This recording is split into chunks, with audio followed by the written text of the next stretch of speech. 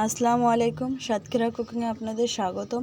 আমি আবারও চলে এসেছি নতুন একটা রেসিপি নিয়ে। আজকের রেসিপি খাসির মাংসের লাল পাতলা ঝোল। এই লাল পাতলা ঝোলটা যে খেতে এতটা ভালো লেগেছে, আপনারা বাসায় যদি ট্রাই করেন অবশ্যই বুঝতে পারবেন এটা কতটা টেস্টি হবে। তো আমি এই মাংসটা রান্না করার জন্য কি নিয়েছি সেগুলোই দেখতে থাকুন। আমি প্রথমেই নিয়েছি 1 কেজি খাসির মাংস। এই মাংসটাকে আমি খুব ভালো করে ধুয়ে রেখে দিয়েছি। আর নিয়েছি কিছু শুকনো উপকরণ। এখানে নিয়েছি কয়েকটা টুকরো করা আলু, বড় বড় পিস করে রেখেছি। নিচে 2টা পেঁয়াজ কুচি, 2টা রসুন ছিলে নিয়েছি, 10 থেকে 12টা শুকনো মরিচ নিয়েছি। এই 3টে উপকরণ কিন্তু আমি বাটা করে নেব।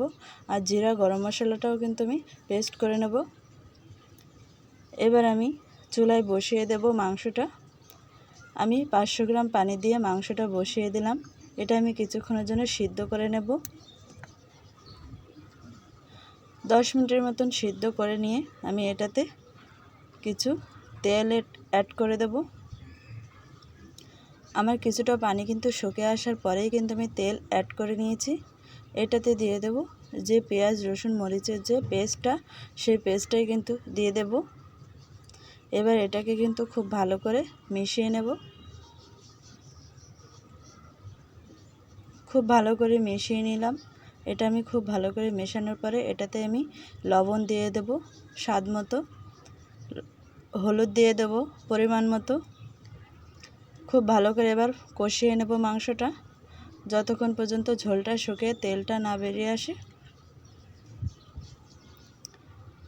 এটাতেই আমি আলু দিয়ে দিলাম। আলু দিয়ে খুব ভালো করে কষিয়ে নিলাম। দেখুন আমার কিন্তু তেল বেরিয়ে এসেছে মাংসের থেকে। এই পর্যায়ে আমি খুব ভালো করে কষিয়ে পানি দিয়ে দেব। আমার 1 কেজি মাংসে 700 গ্রাম মতো পানি দিয়েছি। আগে যেহেতু আমি একটু সিদ্ধ করে নিয়েছিলাম, একটু পানি কম দিয়েছি এর জন্য। এবার আমি জিরা গরম মশলাটা কিন্তু পেস্ট করে নেব।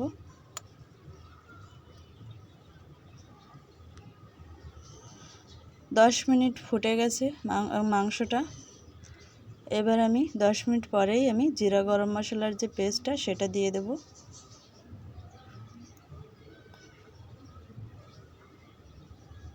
এই পেস্টটা দিয়ে এবার আমি এটাকে খুব ভালো করে নাড়াচাড়া করে মিশিয়ে নেব এবং আরও 5 মিনিট জাল করে নেব।